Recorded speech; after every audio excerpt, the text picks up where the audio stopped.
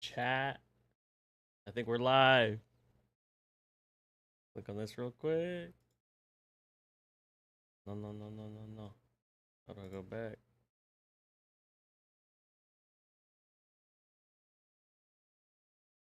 Uh,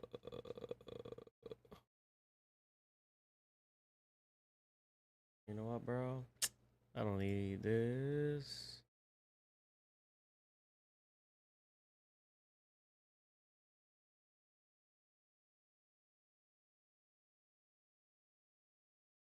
I think we're good. Honestly, should I check? I think I should check the window. Let's go YouTube. Go create. Go live.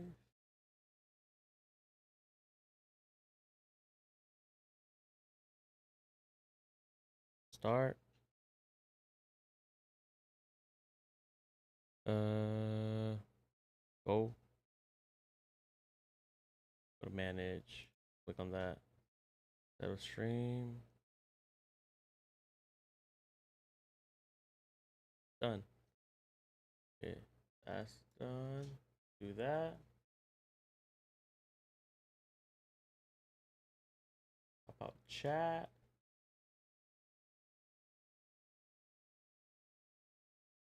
Um, Damn.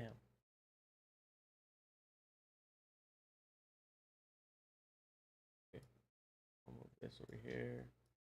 Put this right here. And this Oops.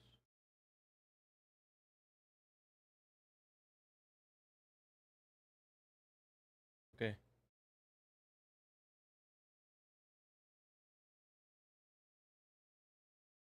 We're good, baby. So as of right now, there's no one in the chat. Okay, I can't say it. I'm listening to my own voice. Okay, let me take that off real quick. Advance. There we go. All right. Much better. Okay, welcome to my first episode, my first podcast episode. It's called Nothing Happened, Fran. Nothing happened with Fran. Nothing happened, Fran. However you want to say it, it doesn't matter. And I chose that name because my favorite character is Zoro from One Piece. And it's just a, nothing happened moment. It speaks for itself. All right, so I got some questions I'm going to ask for myself. And so you guys get to know me on this first episode, and obviously gotta get this out of the way. So for later future episodes, it's a lot cleaner. I'm gonna get better as it goes. So about me, who am I, and what made me start this podcast? My name is Francisco. I go by the name of Fran. I love I love watching anime. I love gaming, and I love yeah, that's pretty much it. And what made me start this podcast? I mean, to be honest, I've always enjoyed I'm very creative, and I enjoy being creating stuff. Like, okay, that thing behind me right there, that's a moon. It was a little DIY project I did last weekend or 2 weeks ago. It was made out of a piece of cardboard and clay. I just like being creative, create stuff, and then share with people. Which I still, I mean, that I haven't, but I just share in general. I have a TikTok. I be posting reactions, and I just like to create. And the thing that inspired me the most, to be honest, was Topped, the One Piece Talk podcast, but they recently just changed their name to Topped Podcast. It's these guys right quick. These guys right quick. Ugh. These guys right here, real quick. I'm gonna show you their page. Them,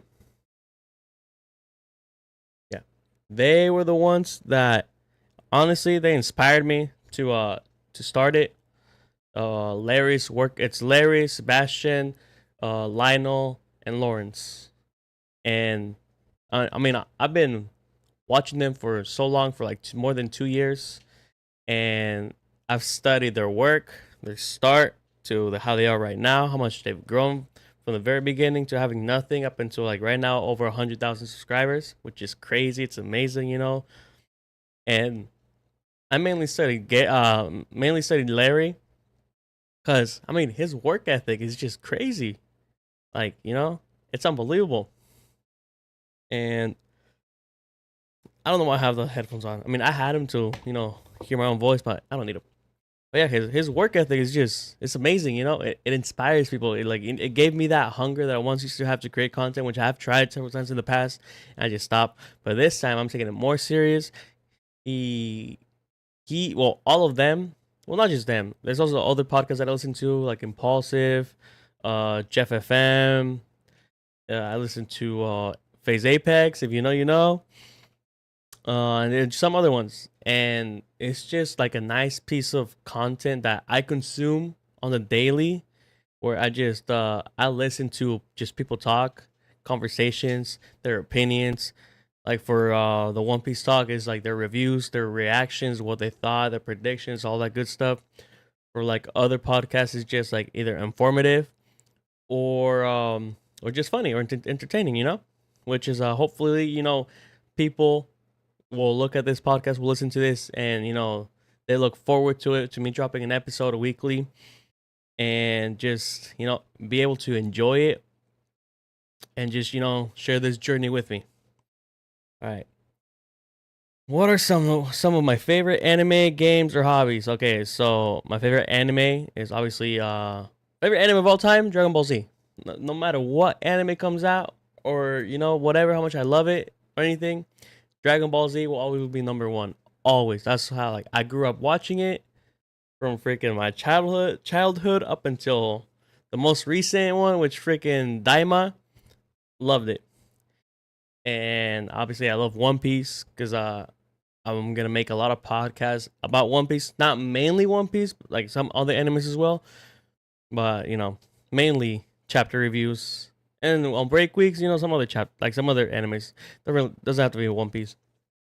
I love Solo Leveling, Demon Slayer, AOT was man, Shangri-La Frontier. That's the one, bro. If you need something to watch, just entertaining in general, Shangri-La Frontier. That's like a good anime to watch. Some games that I love, or that I used to love at least. I still love zombies. Call of Duty Zombies. That's what I fuck with a lot. I mess around with it a lot. Warzone. I had a love for Warzone, but as of lately, I haven't been playing it because it's just in a bad spot right now. I'm just kind of waiting for a new. I'm waiting for something new, for the new Black Ops, the new whatever, because I don't like this engine at all. And hobbies, I got one hobby right now, and it's honestly an expensive one, and it's basically this. Let me show you real quick. I collect One Piece cards. If you're listening to the audio, you can't see, but I'm just showing off right now my One Piece collection, which it ain't crazy. These are not my crazy cards. My crazy cards are right there behind me on that little thing, the little shelf. But yeah, I started collecting like February, early February or late February, either one. But I started collecting One Piece cards. At first, I tried with Pokemon, but I saw that freaking the scalping problem is crazy. The market value is just insane. I'm like, yeah, I'm not paying triple the price for something.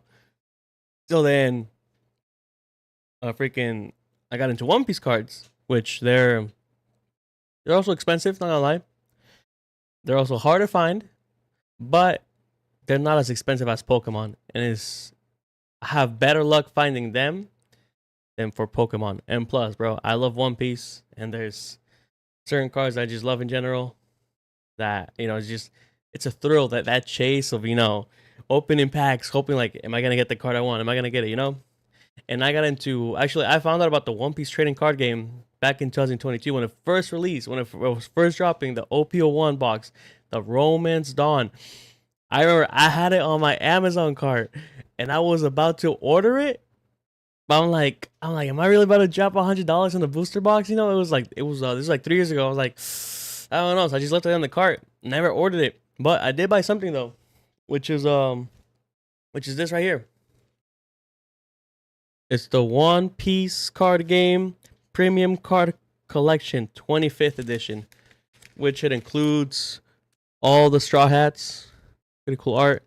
I bought it for $25, and it's still wrapped in its plastic, as you can see. I bought it for 25 when it dropped, and I just bought one. I'm like, I just need one. You know, I don't need the rest. And bro, I bought it, and I completely forgot about it. Like, I swear I forgot. And like, you know, 3 or 4 months later, I received this package on the mailing for my name. I'm like, what did I order? You know, I opened it. I'm like, oh dang, I forgot about this. So yeah, I have that, and right now it's worth like $100. So it's like 4x the price of what I originally bought. So that's like my only hobby I have. My bad. That's my only hobby I have as of right now, which kind of pricey, but you know, I like it, to be honest. Okay. Third question. How did I first get into anime/gaming? See, okay, I got into anime. It was very easy. You know, I was watching Dragon Ball Z. I also grew up watching Digimon. If you know, the OG Digimon, that's a banger anime, bro. If you know, you know. Cartoon, whatever you can consider it. Watch that. I was also watching Avatar. You know, the English cartoon. It's English. I'm pretty sure it's English. It could be considered like an anime in a way, you know. But and then I stopped watching, kind of, and then what got me back into it was when I was like, I'm gonna say like 13 years old.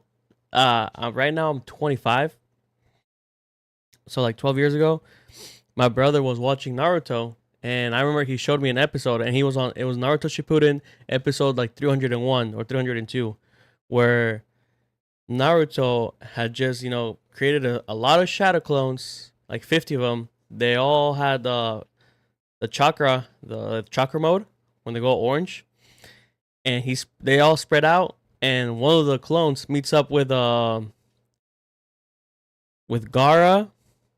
her sister, and they're fighting the third. I'm pretty sure it's the third Raikage. That's the episode I like, you know, like where he showed me that where he was on, because they were still releasing weekly. I'm like, you know, I watched it with him. I'm like, damn, that's sick. So like from then on, I literally rewatched the whole series, like from episode Naruto the original, like all the 220 episodes on Netflix, then switched to Shippuden, and I watched all of them. And I remember I caught up on episode 322, which as of like, so right now it's still like my number one episode, my favorite one so far. And there's an episode that comes close to it, which is 329. But 322, I remember it was like 5 a.m. I just caught up to the freaking anime, which it took me like what? Because when he showed me it was like episode like 301 or 302, 20 weeks. I don't know how much 20 weeks is, but I don't know, like, who knows? Can't do the math right now. But 322 is the episode where Madara Uchiha gets reanimated, and it's him soloing the whole freaking alliance, bro. And he just bodies all of them and drops 2 meteors on them, bro. I was like, ain't no freaking way this dude can do this much damage. Just him. Favorite episode. And then 329, obviously, you know, is freaking Naruto with Kurama. They merge, they combine their chakra, they become friends, blah blah blah. That episode is sick with that music in the background. And also Kakashi sees Naruto with a little like cape, whatever. He got out of nowhere. And then he's like, Sensei, you know? But yeah, that got me into anime. You know, shout out to my brother. And for gaming, I mean, I grew up gaming, so if you grew up in Mexico, they have these machines where I would say like you grab a quarter, which is like a peso, and you go there, you know, insert into the machine, and it has a little joystick and 6 buttons, and it had a lot of games, and you know, with that you can just play as long as you don't die, you can play as long as you want. And I played all the OG games like Mario, Zelda, freaking metal something. It's like little soldiers, with guns. I forgot what it's called, but it's something metal. Yeah, that's how I got into gaming. And then they have like other machines with the original Xbox, where you this time you will insert like $1 coin, and it give you like 7 minutes, and you play until those minutes run out. If you want to keep playing, you always gotta keep getting more and more and more. And we're playing, FIFA, Halo, GTA San Andreas. That's probably my favorite one. The only one I played so far. Yeah, that's what got me into gaming. And then eventually, I got into Black Ops 2. No, Black Ops 1, Zombies. Thanks to a homie, Pablo PVG. Shout out to him. He showed me Black Ops 1, and the map at the time, it was Call of the Dead. That was like the latest release. I was like, "Yo, this is sick." And then me and my brother, we both started just playing zombies, and it was just Kino, and we would not get past round 10. Eventually, I got better. Got Black Ops 1, Black Ops 2, Black Ops 3. I was my favorite, and then from there it was just the drop off. But yeah, that's what got me into gaming in the first place. Okay, what is it about the podcast? What is the goal of this podcast? The goal of this podcast, honestly, is just to share my thoughts about anime, gaming, current stuff that's happening. Not one niche specifically. There'll be the topics on certain podcasts, obviously, episodes, obviously, but it's to just share thoughts that it's not just related to one thing. So I can, be able to branch out to just other stuff, not just One Piece.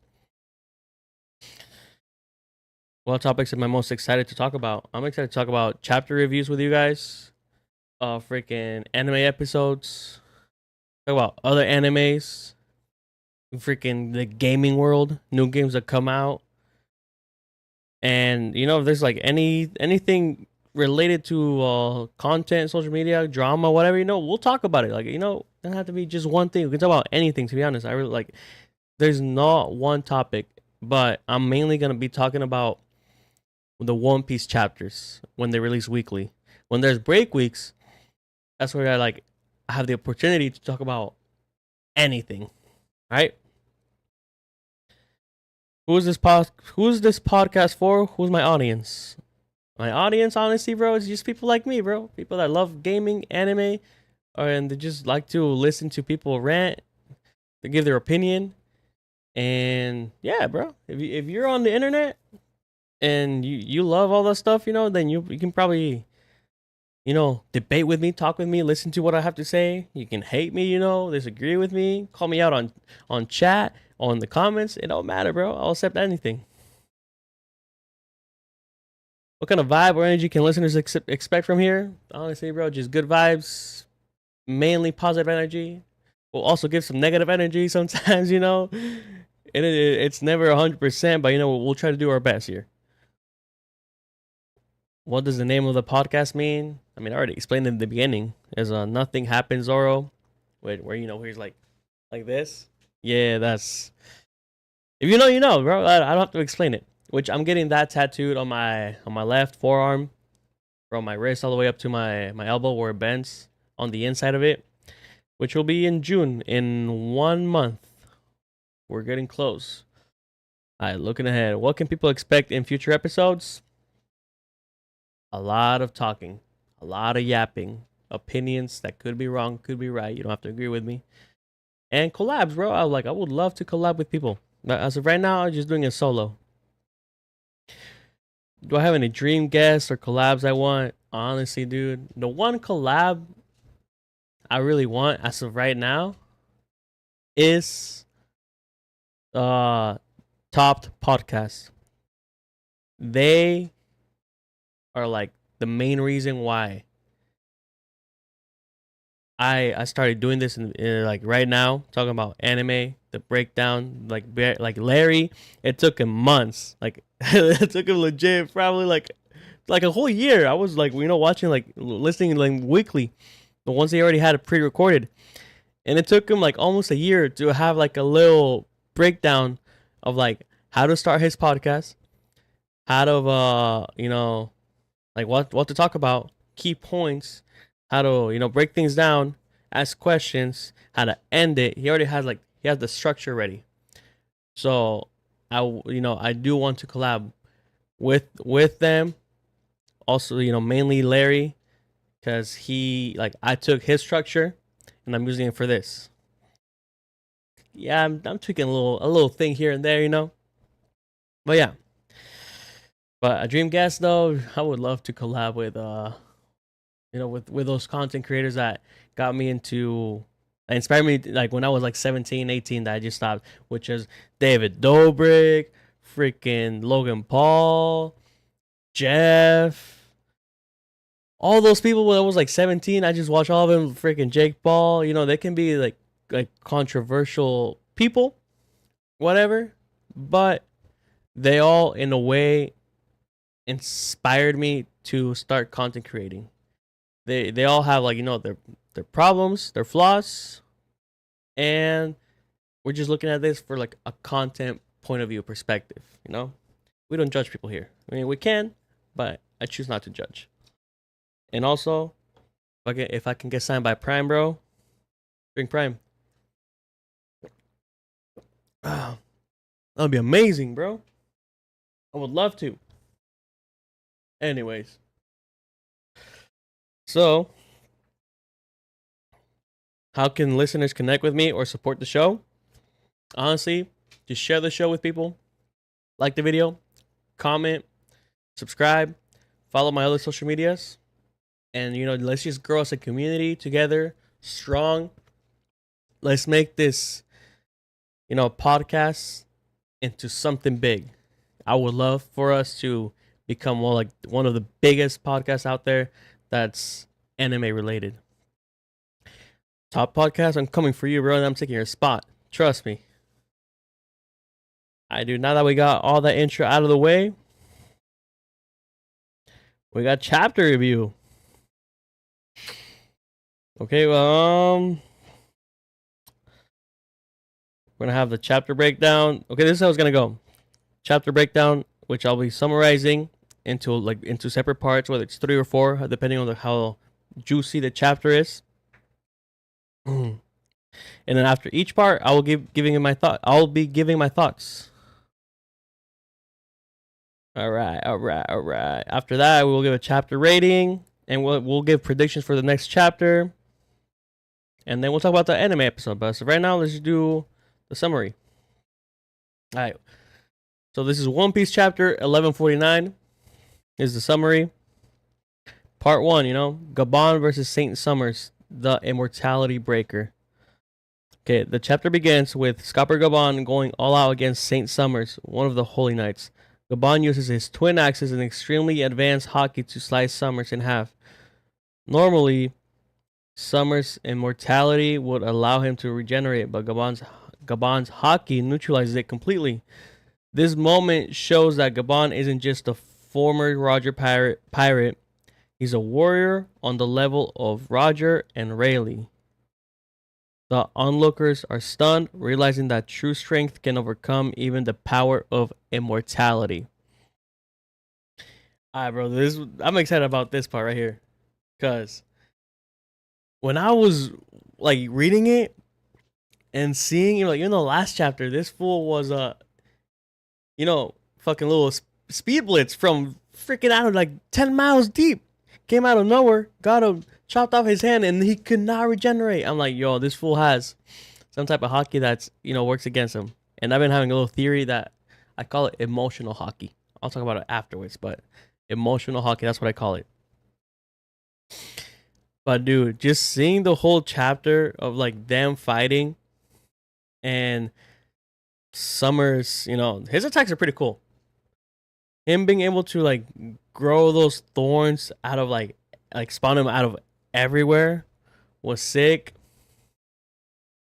This fool generally being scared, honestly, bro, gave me a little smile, which I needed. And Gabon, bro, just being a straight freaking badass, bro. I fucking love that about him. But obviously, bro, the thing that shocked me the most, I was in awe was Axe Symphony, where he dead ass cut his upper chest and above off his body completely. And it's just like, bro, I had the same reaction. What happened to the chapter? There it is. I had the same reaction that freaking the Straw Hats did, bro. I was like, what the, you know? I was like, how did that happen? How can you, like, how, first of all, how is this still alive? Because you can see later in the chapter, this fool, like, is still, like, conscious in some type of way, even though, like, his whole upper, shoulder and up, chest and up is gone, which is just crazy, bro. Fucking Gabon, though, he the man, bro. That's why he's the left wing of the Pirate King. Ain't no one competing against him or Rayleigh. I swear that fool.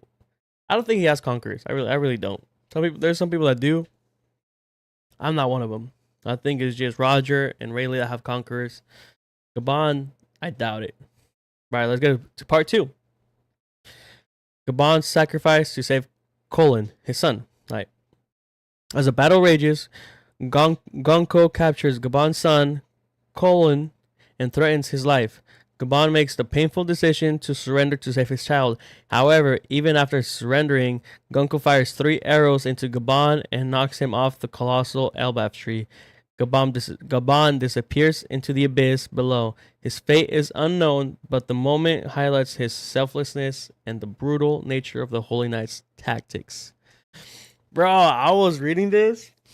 I was like, as I'm reading page by page, I'm like, oh yo, freaking Gabon's got this in the bag, bro. Like, who's gonna compete against him? He has a counter against regeneration, and they're chilling, bro. Oh yeah, something else I forgot to mention, like the burning of the libraries. I mean, the school and the library, like it finally started. It's cool. Didn't really care, to be honest. I have no thoughts on that, to be honest, bro. Because I can just tell, bro. Oda being Oda, he's just gonna find a way of save the books, no matter what. Like history cannot be erased. Like it's very hard. They pulled a buster call on Ohara to erase history, yet they could not. So them building one simple building is not gonna do anything. Plus, bro, there's a whole big ass owl inside, bro. I'm pretty sure that dude is gonna do something. But, bro, when I was reading this, and I was seeing the little girl being sad that she's alive, and she's apologizing for being alive because they chose to burn the school, whatever, instead of her. I'm like, dang, bro, that is so sad. But, dude, Gabon saying that, or where is it? Basically, in his mind, thinking for his son to not speak up because he knows damn well the Holy Knights will use that as a weakness and target someone that he loves. So, give an opening and stab him or whatever. And at the moment I read that, bro, before the other page, I was like, yep, it's happening. Like, he's going to say something easily, which, he did. But the speed blitz though, I was sick. Then seeing Gonko just being all up in freaking Colin's neck, ready to stab him, I was like, that is crazy work. Ain't no freaking way. And then seeing the birth, a little flashback, I was like, I still question it, bro. Like, how the F did that happen, bro? How were they able to procreate more life? How were they able to have a kid? What was it? Was it freaking Wi-Fi hockey or what, bro? I gotta know. I really gotta know, bro. But dude, him having like that little future sight, seeing that if he attacks, his son will just get murked. I'm like, damn, bro. I was just seeing him give up when he was like this close of attacking. It was just painful, dude.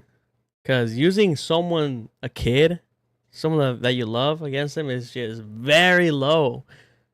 Because you think of Kaido, and he would never do that. And the Holy Knights, bro, they do not give a fuck. They'll do it regardless. They do not care whatsoever. They'll do it.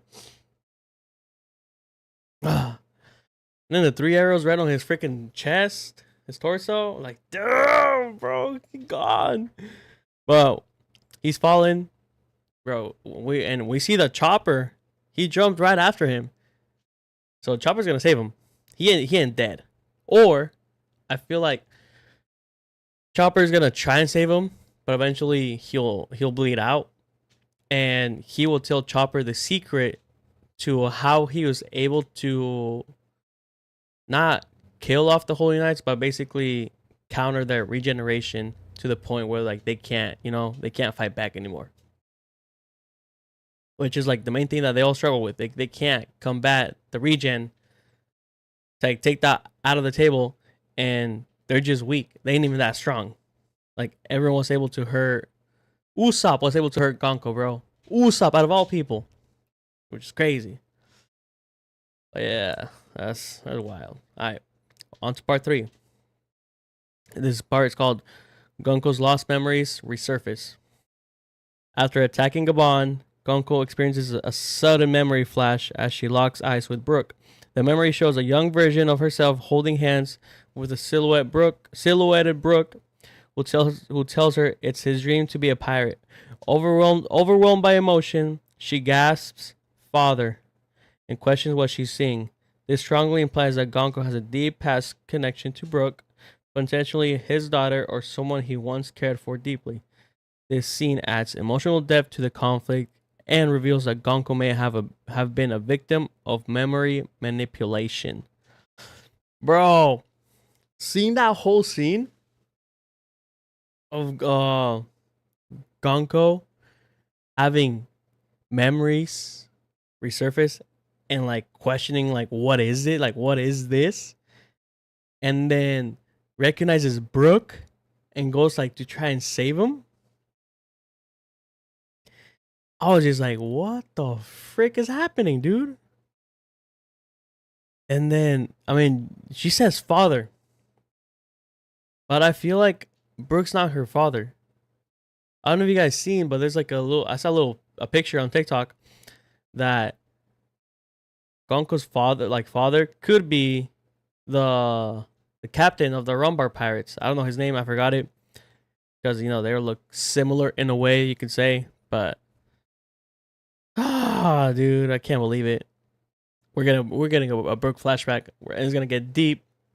Hopefully, I don't think it's gonna be as emotional as the Kuma flashback, but we're for sure getting a Brook flashback. And who she is, he obviously knew her when she was a kid, and right now she looks like mid-20s at least. So she's been like stuck in that age for like, I don't know, she's probably like 60, bro. To be honest, it's just crazy how Emu or the world government or someone just, got this stranger, potential princess, which people are speculating that they think she's a princess or something, got her and manipulated her memories in some type of way, erased them. Not completely erased them, more like suppressed them. It made her into like a killing machine for Emu. Like the Holy Knights like speak for Emu, him or herself, which is just crazy work. I've been having a theory about that, to be honest. All right, now on to the last and main part. Emu possesses Gonko. Okay. Right after Gonko begins to regain her sense of self and memories, a dark shift occurs. Emu forcibly takes control of her body. Her eyes go blank. Her demeanor changes, and the chilling presence of Emu fully takes over.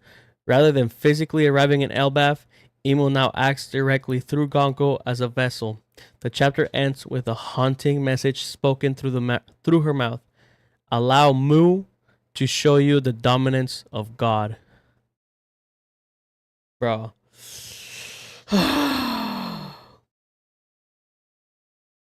When I was looking, bro, okay, I look at spoilers, and they started giving hints and everything by Redon, however you want to say his name. and then he posts like one of like the little hints, like little GIF or GIF, however you say it, images of Emu. I'm like, oh, this chapter's about to go hard. Like it's about to be peak, bro. And then I read the brief spoilers by freaking Pew Piece. Yeah, I think his name's Pew Piece. I was like, what the fuck? Whatever. Chapter released, and I read it, and the way Emu possessed Konko, it's just insane, dude. You can see in this last page.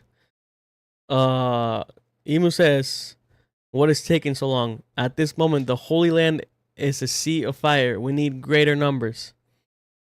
So this motherfucker's already complaining of why are they taking so long, but at the same time, like they haven't been there for long. They have only been there for like, I don't know, 20, 30 minutes. Who knows? Like not even the whole day, to be honest, bro. Not even a whole day. And there's a theory that started going around that I saw. It was like a very quick one where when we first started being in Elbath, they were like, be careful of like how much time you spent on Elbath or blah blah blah. They start to theorize that they use the 3D 2Y meaning 3 days, 2 years. Basically 3 days in Elbath equals to 2 years in the real world.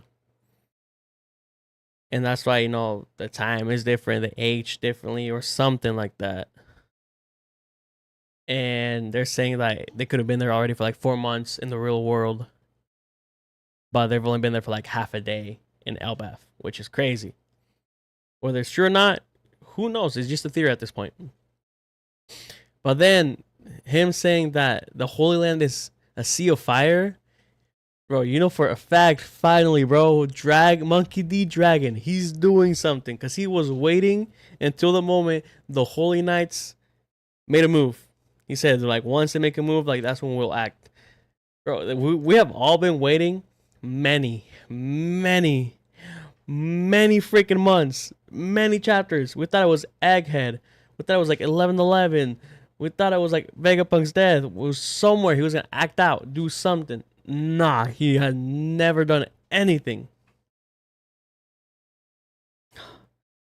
But finally, I think we're getting something finally, which is crazy. And now the best part, allow Mu to show you the dominance of God. I've already had a feeling that Emu was a god. If you've seen the mural, I've been building this theory. I haven't written it out yet, but the possessing the body thing, I was already like kind of predicting where Emu is like that person, that body that we see is just, it's not his actual true form. I think it's just a god, one of the 4 gods. Well, not Nika, obviously, but one of the other 3 gods possessing Emu through someone's body, and his actual true body is sealed down below with the real eternal flame, or eternal flame. I'm pretty sure that's what it's called. That's my theory. It's a long theory, but that's like the gist of it. And when I saw that Emu was able to possess Gonku somehow, it's definitely not through hockey. I'm pretty sure hockey doesn't allow that, but it's able to possess Gonku, and the memories make her think some type of way, believe some type of way, act some type of way, and now be there, speaking through her, and calls herself a god. Basically, it's just insane. It's just insane, dude. I am so excited. I can't wait for the next chapter. All right, now let's give this chapter a rating. Oh, let's see. Honestly, I give this chapter 7 out of 10. I like the beginning part with Gabon against Summers. I just didn't like the fact that it was too easy. It just seemed too easy. Like there was like no fighting. Like cause he knows how to fight them, and once you figure it out, I feel like anyone can just fight them. The middle portion of them burning down the school and the library, they didn't really care much for it. Not really. Gabon giving up and crying because his son was about to die. He saw it, future sight, that he was about to die and had to give up, and then getting stabbed willingly. Is that a word? I don't even know. Probably just made it up. Willingly, that's the word. Who was just like heartbreaking. I mean, I'm not a father or anything, but like I could imagine, bro. And then just getting dropped down. And you know how damn big that tree is? That shit huge, bro. And then obviously, like towards the very end, Gonko memories with Brooke. That was unexpected. I did not expect it. Some people could say they did. I didn't expect it, which I kind of love. Now it adds more importance to Brooke because they say there's a lot of people that are like why, like that Brooke has like no meaning. He's just a musician and that's it. And Laboon, now they're like there's more emotional ties with them. And then the main part, obviously, which what I loved in general, Emo possessing Gonko, and then saying allow Mu to show the dominance of God, and then the hockey just freaking exploding out of her. Her hair is loose. Everyone's saying she looks like Nami. They're like, is that Nami's mom? Blah blah blah. Freaking doubt it, bro. But that's probably the reason why I give it a 7 out of 10. First part, meh. Middle part, meh with the burning. Gabon, Brooke, flashback, and Emu. Those were like the key points that I was just like freaking love this chapter. Alright, we got predictions for the next chapter. Let's see. What do I predict next chapter? Okay, my predictions for next chapter are that Scupper, Gabon, and Chopper are falling straight down. They're gonna meet up with the monster trio and Loki. And then they're gonna get an update of what's going on. We're also gonna see the Straw Hats are gonna be the ones that are up there, which is Nami, Usopp, Robin. They're gonna be free.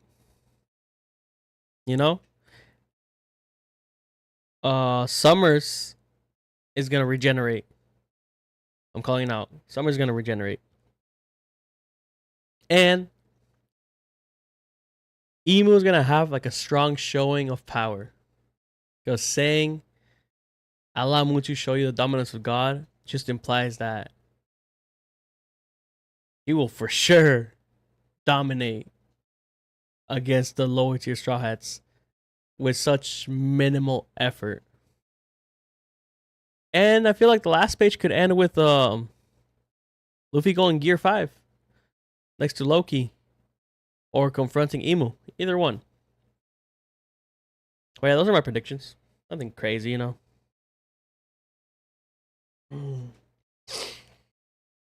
Alright, now I want to talk about the anime episode, which is 1130, I believe. 1130? Hopefully I'm not wrong. It's basically it's a Kuma flashback where they were just God Valley. I watched it today. No, I watched it yesterday. I watched it this morning actually. And I was watching it. The beginning was like kind of slow, but then after seeing all the factions, I don't know how you say it, but all the different parties arrive at the same time. See, now that was amazing. Seeing that the Rocks Pirates pulled up finally. I think we heard his voice a little bit. I'm not sure. I gotta rewatch it. Seeing all the young people, Whitebeard, Big Mom, Kaido, Captain John, Shiki, Gloriosa, I think that's her name, Stussy, and then 2 other unnamed pirates. I'm like, yo, that pirate group is stacked. How'd they get defeated? But obviously, seeing that they don't work together, they just follow common goals, kind of like with Blackbeard. I'm like, that was sick. And seeing the Rocks pull up, not the Rocks, the Roger Pirates pull up, young Roger, that was also amazing. And then and then Garp The only reason that he went was for Roger. That was also animated very well. He was just chilling, and having a drink by a pool with some baddies on there, just watching them and stuff. I'm like, I gotta be like Garp. And he had no interest whatsoever of helping, even though he knows damn well what's going on at God Valley with that sick game that they're playing. And then the moment they say like Roger's gonna be there, motherfucker gets up, fucking just out of there. Those parts were cool. Then they obviously quick little time jump to where now they're living in Kuma's old place. I thought it was meh, kind of boring. But the very end, I swear, the animation team, I don't know how they're doing this, but animating scenes that involves crying, they get that down to a T. They like it's been a while since an anime or a TV show or a movie, whatever, that I'm watching causes some type of emotion in me. And I swear, lately, the music, the sounds, the music, the background music, the animation on their eyes, their tears, like all that gets me, bro. That way it ended with freaking Genie crying and Kuma saying, "Don't cry, Genie." I'm like, yo, this thing is getting to me, bro. Even last episode where freaking Kuma's dad got shot, I was like, I couldn't speak. I was like, bro, I'm like, how are they, bro, what? Even I'm still shocked, bro. It's been like a week since I've seen it. But yeah, the anime episode compared to the manga, I feel like it's very well adapted. There wasn't a bunch of filler, which like a lot of people like complained before. But now people are complaining like, oh, we need like better filler, like a little bit more to extend the scenes. Like when they mainly talk about like when Kuma's dad got shot. They didn't have to cut straight to God Valley right away because that's exactly what he got shot. Black screen, God Valley. You just hear the horn. Like you went from feeling sad, shocked, to basically hearing nice music and being excited and surprised to see what's happening next. But I give it. Well, what's the rating I give it? Give it a. I was gonna give it a 6.5. I'm gonna give it a 7, only cause I like the rocks, and the Roger Pirates pulling up. Not Garp really, but them two pulling up. That was pretty cool. All right, so I just have a little segment, which I'm gonna do it at the very end of every episode, which is called a theory segment. Remember how earlier I said I called it emotional hockey? See, I don't have it laid down yet. I don't have it written down, so I'm gonna just speak whatever comes to mind at the moment. So I believe. I don't believe. I'm not gonna say that. I think that there's another type of hockey. It's not very different, but it implies with your emotions, the way you're feeling when you're fighting. That's why I call it emotional hockey. And I started noticing this comparing Wano and Egghead. If you'll notice the difference, the way Luffy was fighting in Wano against Kaido in the rooftop, then when he wasn't fighting in Egghead against Kizaru and the 5 Gorosei, it is way different. In Wano, Luffy was using Advanced Conquerors Hockey, Rio, all that good stuff, all at once. Well, in Gear 5, even in base form. And now that in Egghead, he was not using any of that. He only had like a few attacks that included that and that caused real damage. And the reason I think that is because he had no emotional ties with Egghead as he did with Wano. In Wano, he had Otama that fed him food, rice, and saw all the way they were living, I can't say that word. The poverty, their lifestyle. They ain't got no food. The smile fruit users. There's just a bunch of reasons for Luffy to fight Kaido and defeat him. And he made a promise that he will make it a place where everyone in Wano can eat every day. And if he failed, he knows that all those people would just go back to slavery and just, not having a very good future whatsoever. So he had stuff that he needed to protect, achieve, and anger towards Kaido. He had a bunch of built up emotion getting into that fight and reasons why he had to win no matter what. Well, Egghead, on the other hand, there was like no connection. He just got to Egghead, he's feeling like a big boss, whatever. Egghead is just Vegapunk, and Vegapunk told him to just take him. He made a promise to Vegapunk that he'll take on his ship. That's it. And then fighting just started happening. He didn't have no connection with Luffy. Like there was like no strong bond or anything that was created. It was just like, take me. He's like, yeah, bet, sure, why not? Just hop on my ship. And then the fighting just happened right away. And Luffy was just fighting and just laughing nonstop. He didn't have no callbacks of like, I'm doing this for this person or whatever. None of that. It was just basically fighting and they need to get out. Nothing crazy. And now that we see, fast forward to Elbaf, we see that Gabon is able to inflict damage on the Holy Knights to stop their regen. And the reason why he's able to do that is because his love for Elbaf and his son specifically is giving him that power to combine it with his haki. You've been seeing mentions of like the power of love with Sanji, with when Garp punches Luffy, there's a fist of love.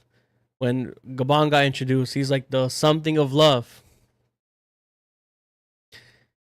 Love is like a very strong emotion that if you combine it with your haki, allows you to inflict damage on people that can't regen. No, people that it allows you to damn, bro, I can't speak. It allows you to inflict damage on people that cannot. Damn, bro, what am I saying? So I'm losing track of my thoughts. This is why you should write it down. Basically, having love behind with your haki allows you to inflict damage on people that have this immortality ability and won't allow them to regen anymore. It's combating Imu's hatred. Is love versus hate. Very simple. They attack each other. They cancel each other out. That's what I call emotional hockey. Yeah, I'm gonna start writing things down because I just start, yapping away, not knowing what to say at all. And yeah, we'll get better, bro. It's barely the first episode. This is my pilot. If it takes off, good. If it doesn't, no, I'm gonna do my best. I'm gonna be consistent. I'm gonna break this down. And I'll break it down. Have my theories written, my bullet points, stuff that I need to hit. Have a good podcast. I don't know what sh means, but all right. Well, I hope whoever's watching this in the future. It is right now, May 26, 2025. It is 10:50 p.m. I hope you enjoyed my first episode. I hope I have changed a lot. I'm more confident in talking. There's not a lot of pausing. I entertained you all the way through. I made you feel some type of way with what I was saying, and that you enjoyed this, and that you follow the journey, and you subscribed, and all that good stuff. You can follow all my other social medias. Same handle, same name. Nothing happened, Fran. All the links will be below. Follow me on TikTok, on Twitch, on X, and on Instagram. All right. I will see you guys in the next episode, and I hope you have a good night or a good morning. See you guys in the next one. Peace.